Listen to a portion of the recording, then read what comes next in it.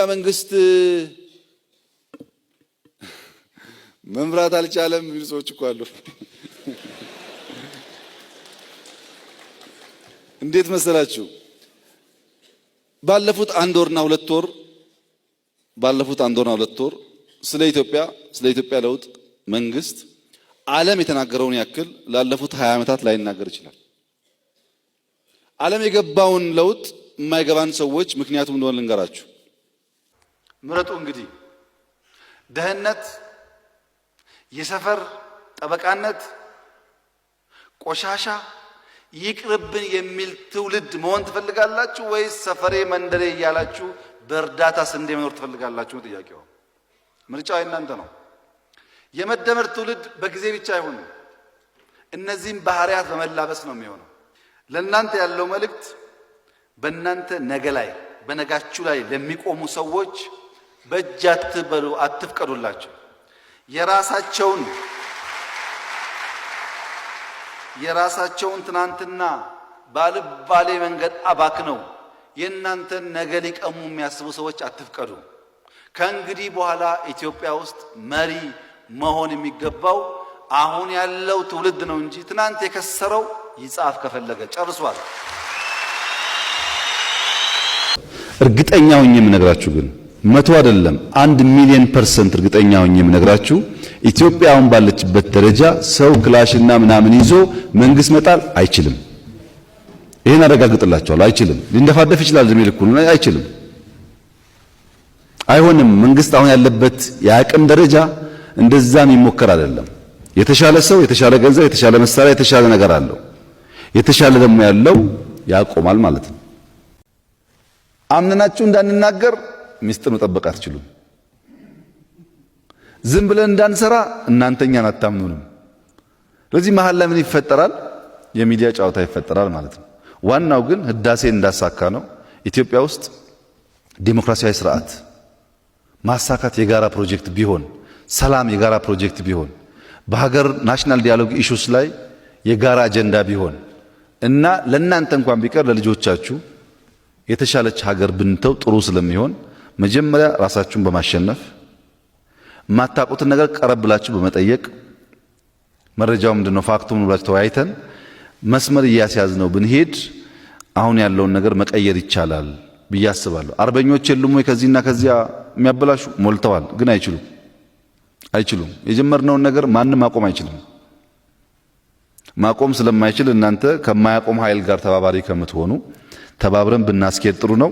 ምናልባት የናሽናል ዲያሎግ አጀንዳ ሲጀመር እንደነዚህ አይነት ጉዳዮችን በውስጥ እየተነሱ እየተወያየን ከሄድን ሞር እየተማመን ሞር እየተግባባን ቢያንስ ሀገራዊ ጉዳይ ተግባብተን በአንዳንድ ጉዳይ ደግሞ ዲፍረንስ እየፈጠርን የምንሄድበት መድረክ ይፈጠራል ብዬ ተስፋ አደርጋለሁ። የምክር ቤቱ ባጠረ ጊዜ ፔፐሩ እንዲቀርብ ፔፐሩም ደግሞ ሶሊድ እንዲሆን ጠቃሚ እንዲሆን ውይይቱም ደግሞ ተስፋ ሰጪ እንዲሆን ካደረገው እኛም እየተሳተፍን ያለን ሐሳብ እያካፈልን ከእናንተም እየተማር ወደፊት ደግሞ በጋራ የጋራ የሆነ መንግስትና የጋራ የሆነ ሀገር እየገነባን እንሄዳለን የሚል ግምት ነው ያለኝ። የኢትዮጵያ ህልውናና ቀጣይነት ሰው ቢፈልግም ባይፈልግም ስሙን ቢጠየፍ ባይጠየፍም ይቀጥላል። ለድርድርም አይቀርብም። ለሚያሰጋን ጉዳይ አይደለም። ምን ፈልጋት ኢትዮጵያ ኦሮሞን የምትወድ የምታከብር፣ አማራ የምትወድ የምታከብር፣ ወላይታ ጉራጌ የምትወድ የምታከብር፣ ሁሉም ኮርተው ሀገሬ የሚሉባት ኢትዮጵያ ለመፍጠር ነው። ይሄ ደግሞ በአዋጅ አይሆንም፣ በጋራ ስራ ይፈልጋል።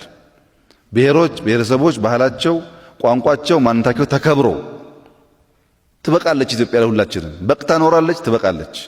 እሷን እንፈጥራለን። ስሟን መጥራት የሚጠሉ ደግሞ እነሱ ይጠፋሉ፣ ኢትዮጵያ ትቀጥላለች የሚል እምነት ነው ያለኝ በበኩሌ። አማራ አማራ የሚሉ ሰዎች እመኑኝ፣ ከፈለጋችሁ ፈትሹ።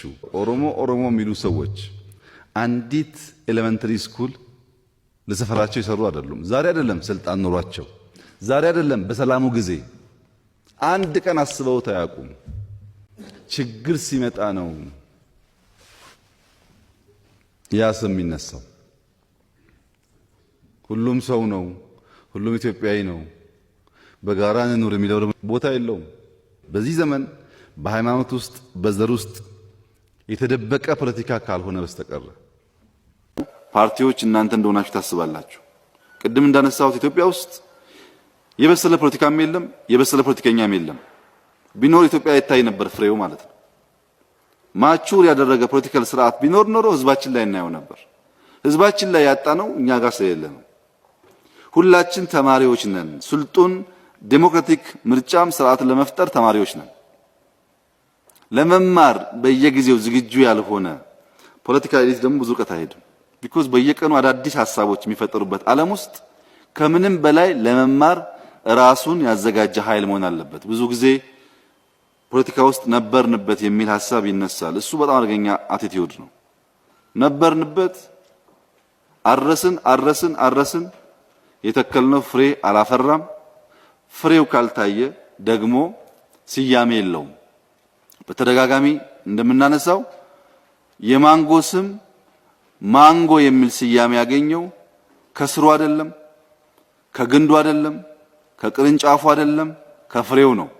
ፍሬው ከሌለ ማንጎ የሚባል ነገር የለም። ግንድ ስላለ ብቻ ማንጎ አንለው። ማንጎ የሚል ስያሜ፣ ፓፓያ የሚል ስያሜ የሚያገኘው ፍሬ ያፈራ እንደሆነ ነው። ያ ስም የፍሬው ስለሆነ የኛም ፖለቲካ እንደሱ ነው። በስለን እንደሆነ ፍሬው መታየት አለበት ህዝባችን ላይ። ግንድ ስላለ ብቻ ቅርንጫፍ ስላለ ብቻ ማቹር አድርጌያለሁ የሚል ህሳቤ ስተት ነው። ያ የሚያቃቅረን እና ብዙ ርቀት የማይወስደን እንዳይሆን ከወዲሁ የሰለጠነ የፖለቲካ ፉክክር ማሳየት ያስፈልጋል። በእኛ በኩል ብዙ ልናርማቸው የሚገቡ ጉዳዮች አሉ። ማድመጥ አለብን። ከናንተ ሐሳብ መውሰድ አለብን። ከናንተ ለህዝባችን የሚጠቅሙ ሐሳቦችን በእኛ ሁኔታ ውስጥ አቻችለን መጠቀም አለብን። ስንሸነፍ አክብረን መልቀቅ አለብን። በሀብታም ኪስ ውስጥ ሆኖ መንግስት መሆን የሚፈልግ በጣም ብዙ ሰው ነው ያለው። ባለስልጣን መመደብ የሚፈልግ ሀብታም አለ። የፖሊሲ ኢሹዎች ላይ መወሰን ይፈልጋል። በርካታ አጀንዳ ሴት ማድረግ ይፈልጋል። ይሄ ኦሊጋርኪ መንግስት ውስጥ የሚሆን ፓርቲ ውስጥ ካለ ምንፈልገውን ብልጽግና ምንፈልገውን ዲሞክራሲ አናመጣም። ገና የፓርቲ አባል ሆኖ የተሻለ ገንዘብ ካላቸው ፓርቲዎች ገንዘብ የለመደ ሰው መንግስት ከሆነ ምን እንደሚሆን አስቡት። ሪሶርስ ስለሚያገኝ ማለት ነው።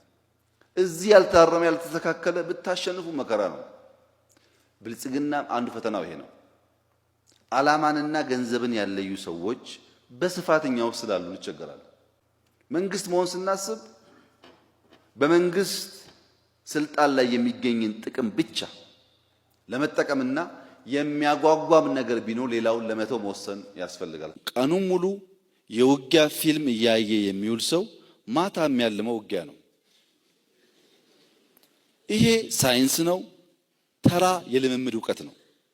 ቀኑን ሙሉ ጋርቤጅ ወሬ እየሰማ እያነበበ የሚውል ሰው ጋርቤጅ ነው የሚያልመው። ሰው መሆን አያልምም። ሰው መሆንን አያልምም። ኢትዮጵያ በዘመናት መካከል ጠላት ሳይገጥማት ወደ ኋላ የሚጎታት ሳይገጥማት ቀርቶ አያውቅም። ቆማ ግን አታውቅም። አሁንም አትቆምም።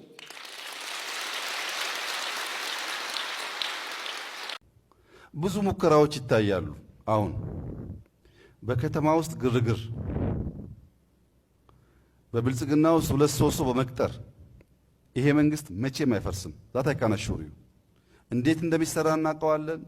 እንዴት እንደሚረበሽ እናውቀዋለን። በዚያ መንገድ የሚያስብ ሰው ካለ ራሱን ይበላል እንደሆን እንጂ ለኛ ችግር የለው።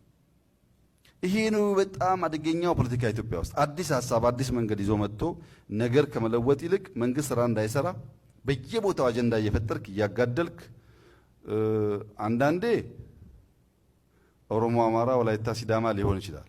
አንዳንዴ ግን ወለጋ፣ ሸዋ ሊሆን ይችላል። ጎንደር፣ ጎጃም ሊሆን ይችላል። ማቆሚያ የለውም። በየሰፈሩ ነው። አንዳንዴ ኦርቶዶክስና ጴንጤ ይሆናል። አንዳንዴ ኦርቶዶክስ በራሱ ይሆናል። አንዳንዴ ጴንጤ በራሱ ይሆናል። ያው እንደምታዩት ነው። በየቦታው ይሞከራልና ይሄ ነገር አያዋጣም።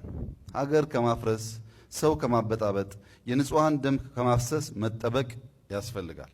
እነ ዊሊያም መጽሐፍ ቅዱስን በእንግሊዝኛ ተርጉመው መተርጎም ስህተት ነው ተብለው ተቃጥለው የሞቱበት ዘመን አልፎ ሰው አስራት የሚሰርቅበት፣ ሰው ከአስራት የተሰበሰበ የሚሰርቅበት፣ ብዙዎች ሲናገሩ እንደሰማሁት አገልጋዮች ወደ ክፍለ ሀገር ሲሄዱ ካገለገሉ በኋላ 10ም 20ም ሲባል ከሷ ቀንሶ ለማስቀረት የሚደፍር ሰው ያለበት ዘመን ነው።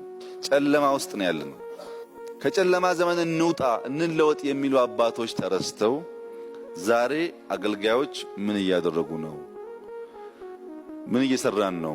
አሁን ኢትዮጵያ ውስጥ ያለው ማንኛውም ምናጭደው ነገር የእናንተ ውጤት ነው።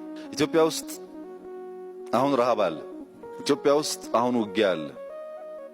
ኢትዮጵያ ውስጥ ደረጃው ቢለያይም የኃጢአት ስርየት ለመግዛት ሙከራዎች ይደረጋሉ። ስለዚህ የጨለማ ዘመን ውስጥ ነው ያለነው። እኛ የምንፈልገው ጨከን ያለ ያን የአባቶቹን ገድል መልሶ መፈጸም የሚችል አርበኛ ነው። ከጨለማ ዘመን ታድሶ ሳንሸጋገር ስለ ሞደርኒቲ፣ ስለ ሕግ የበላይነት፣ ስለ መንግስት ስርዓት፣ ስለ ኔሽን ቢልዲንግ ብናወራ ዋጋ የለውም።